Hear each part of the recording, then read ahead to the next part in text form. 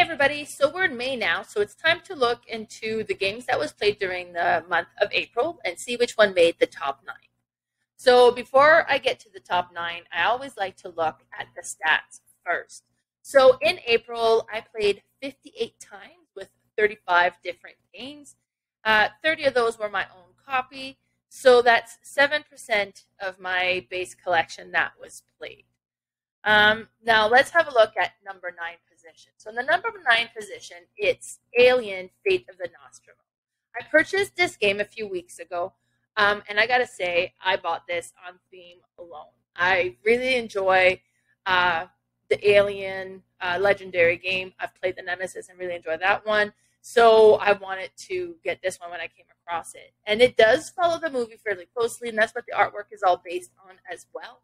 On the main board, you have the ship of the Nostromo, and there's all the different areas of the ship. And you'll have different things that are placed in different areas as well. And then you have different goals that'll get selected each time you play. And depending on what flips up, you have to kind of go and collect different things into different areas of the ship, collect them, bring them into certain areas.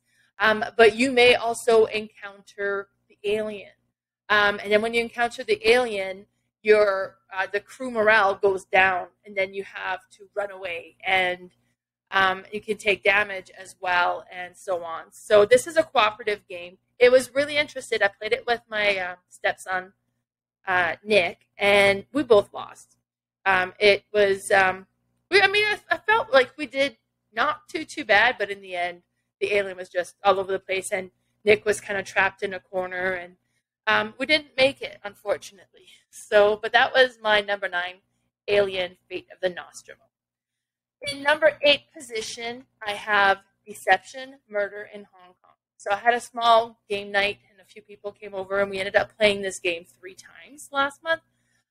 This is such a fun party game, and it's a hidden role, a secret identity, and you're trying to find out who the murderer is. Each player is going to get 8 cards in front of them. 4 of them are weapons. 4 of them are items that would have been left at the scene of the crime. And one person is the forensic scientist, and he's the clue giver. So he knows who the murderer is, and he knows what the murder weapon is and what was left behind, but he can't talk. And they're using these cardboard pieces that he'll put like these little wooden bullets on what the hints are. So was it death by suffocation? And maybe it took place in a kitchen in the afternoon, or like different random clues like that. And based on that, we're all kind of having conversation, trying to figure out who would match those clues. And of course, the murderer is part of the people discussing this, so he's trying to set people away from him as well. And then at some point, you can make an accusation. You got to make sure you get the right person, the right weapon, and the right item. And what's really tricky about it is, like, okay, I'm pretty sure it's Mike, and he used this, and that was left behind. And then the forensic scientist will either say yes or no. So if you're not completely right, he'll say no, and you don't know if you were maybe partially right or just all the way wrong. So it's a really interesting game. It plays fairly quickly, but it's a lot of fun. I'm really bad at this one because everybody seems so suspicious, and I just don't trust anybody. But it's a fun game. In number 7 position, I have Champions of Midgard. This one hits the table regularly. It's a game that I really enjoy. It's a worker placement game, and where you also have dice that are your warriors. It is Viking themed. So you'll place your workers, kind of collect different dice, do different things. Maybe you'll go and get an extra worker. Maybe you'll go on the longboat to send some of your warriors across the ocean to go battle bigger monsters. You can battle trolls. You can battle some of the closer monsters. There's all sorts of things that you can do. And then when you battle, you'll roll your dice, and depending on what you roll, the monsters will take some hits, but depending on how hard the monster hits as well, some of your workers might get killed, I guess, and then you kind of get rid of those dice, and then you got to collect more. It's a lot of fun. It's one that I enjoy, and as I mentioned, it hits the table regularly. So that was my number 7, Champion of Midgard. Now, in number 6 position is Pandemic: The Cure. So this was a new game I had never played before. Now, I have Pandemic Rapid Response, which is a dice version of Pandemic. And you have like a timer and you got 5 minutes and you got to roll the dice and trying to accomplish as much as you can, move things around and trying to collect different things, trying to get cure. And then you're trying to keep, like, there's some dice that'll kind of clutter up that you're trying to clear out so that you don't get an outbreak or kind of wreck the game. But it's really hectic. With this one, it's also a dice-based pandemic game, but it doesn't have that time element to it. So you just have those different tiles around the main circle board, and each one of those is one of the locations. So you'll be rolling dice, and each color is a different disease. And you'll roll, and depending on the pip that shows up, that's where the location it goes. Now, if you have a lot of dice at the 4 location, that's fine. But if you have a lot of dice of the same color, now it's not fine, and you might create an outbreak. And every time there's an outbreak, you move ahead in the middle section there. Each character has different abilities. So if I'm at a specific location, because I was the quarantine specialist, so if I was at a location, then dice couldn't come on that location while I was there. So that was my ability. But the dice are super cool. You have like the different dice that kind of lets you travel. You have like the little syringe, which lets you get some cures, and so on. It was really neat. This one is definitely on my wish list now. I really enjoyed that a lot. So that was number 6, Pandemic the Cure. In number 5 position is Camelot. I attended an event that was run by Tabletop YYC at the Calgary Expo, and I was volunteering for them to help kind of run the event and help teach games to some people. So I ended up teaching Camelot over there. Now, Camelot is such a cool game. First, you open the board and you have this big pop-up oasis that comes up. And this is a game about racing camels. And you have this little plastic pyramid in the center that has all the dice in it. And you kind of shake that and you push a button and one of the dice will come out. And depending on the color of the dice, that's the color of the camel that will move forward. And it'll be 1, 2, or 3, and that's how far it'll move forward. Now, these camels will eventually, if they land on the same spaces where other camels are, they're going to land on top of them. So in this case, if the green dice gets rolled, well, then the yellow camel will move along with the green camel because it's on its back. And this is a bidding game, so you'll be taking bids on which camel you think will win for each leg of the race, but you're also bidding on which camel you think will win the whole race and which camel is going to be in last position. Now, the sooner you bid, because if you're the first one who bids correctly, you're going to get more points. Now, if you bid incorrectly, you're going to lose some points. And I know when I played, I had bid that the red camel would lose because it was so far behind compared to everybody else, and it ended up winning. And because I had spent my card to bid that it was losing, I couldn't even bid that it would win. This is a really fun game. It plays super quick, and it has a really high player count. So it's a one that's easy to get to the table, and it's a lot of fun. So that was my number 5, Camelot. Now, in number 4 position is Dice Throne. So in this picture, I put Dice Throne Season 1. But every time we play, we pull out Dice Throne Season 1 and Season 2, so that gives us access to 16 different characters that we can play as. My stepson has declared this one his favorite game. And it's just such a neat game. This is a dice Yahtzee style battle game. So you have all your dice, you'll roll, and you can re-roll up to 3 times, trying to get a combination that's going to activate one of your attacks.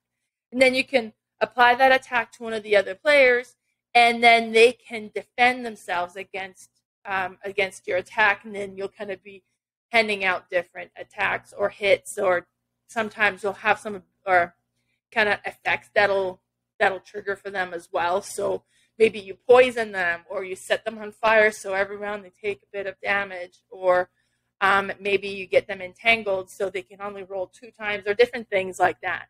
So much fun. The artwork is amazing. This is a beautiful game, and I have Marvel Dice Throne coming, which we're really excited to get. I've created the pre-production copy already, so it's going to be great. So that was my number 4, Dice Throne.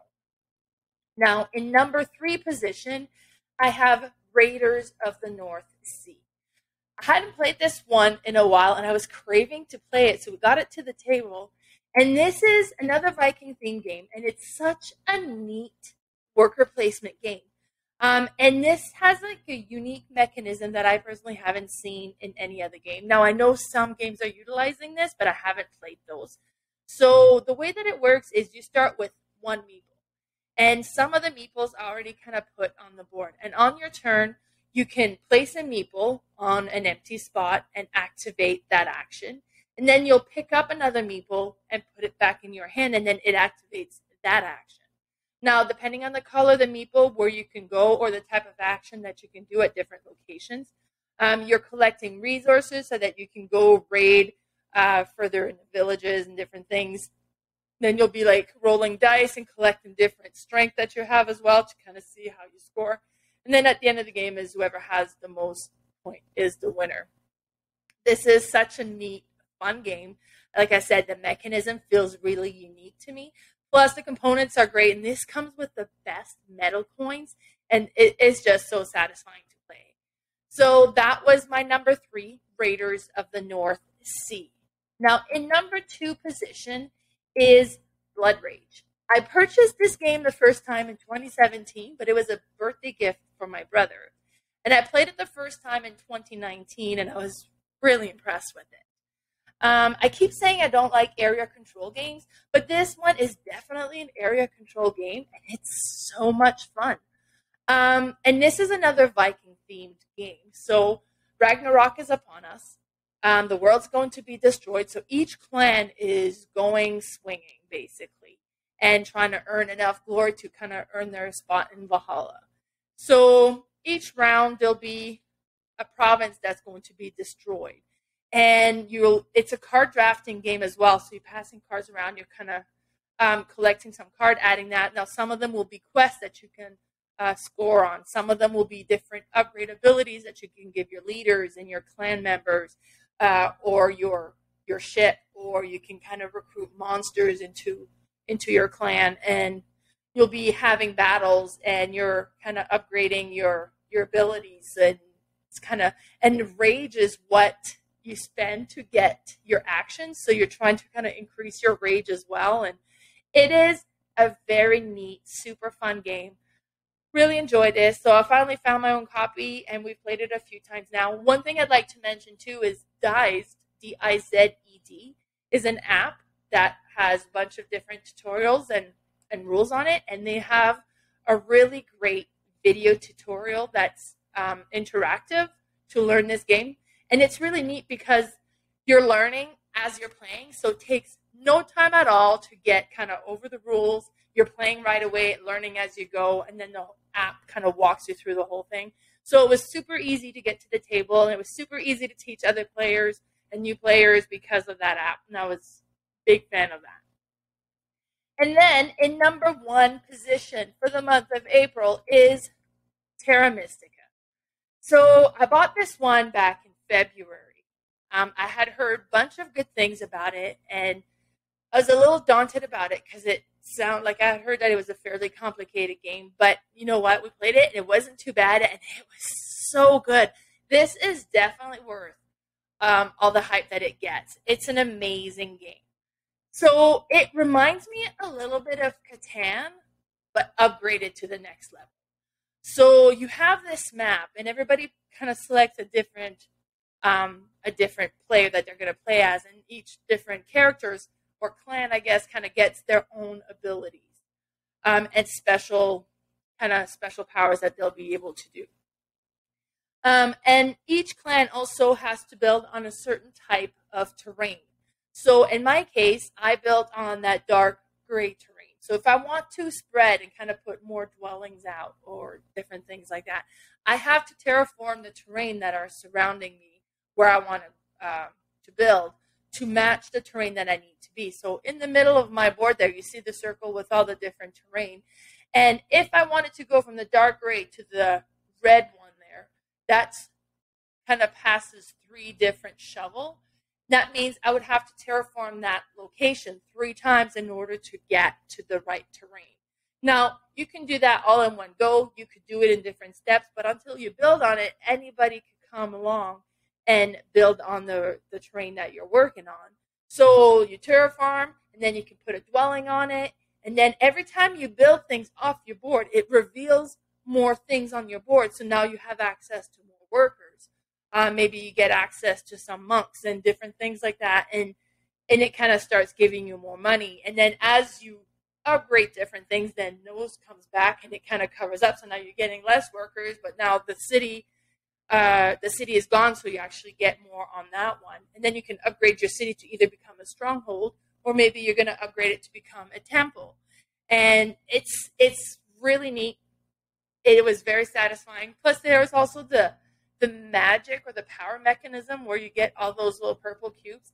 And there's the level 1 section, the level 2 section, and the level 3 section. So there'll be action that allows you to upgrade your power, and then you go from 1 to 2.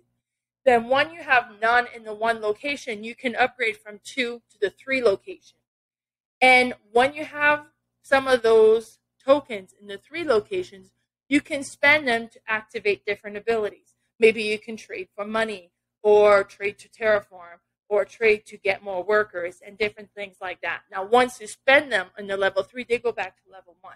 Now, if you're going to upgrade again, you have to upgrade the level 1 first. But if you have some in level 3, you can still continue spending those and then go into level 1. It is so interesting, all the different aspects going on with this. This game really is amazing. Now, at the end of the month of May, I'm going to be attending GobFest in Edmonton, and I signed up to play the Gaia project, which is basically this game, but with a space theme to it. So I'm really excited to see how close they are, how it compares, and I think it's going to be great. So that was it for the month of April. Be sure to follow me on Facebook. My Facebook group is Didsbury, and area is playing all the games. I'm also on Instagram as boardgame_mama. My podcast channel is The Board Game Specialist that I do with Carla. And on YouTube, my channel is Board Game Mama. So be sure to subscribe and give this video a like. Now, stay tuned next month to see which game is going to make the top 9 for the month of May. And we'll see you then. Bye, everybody.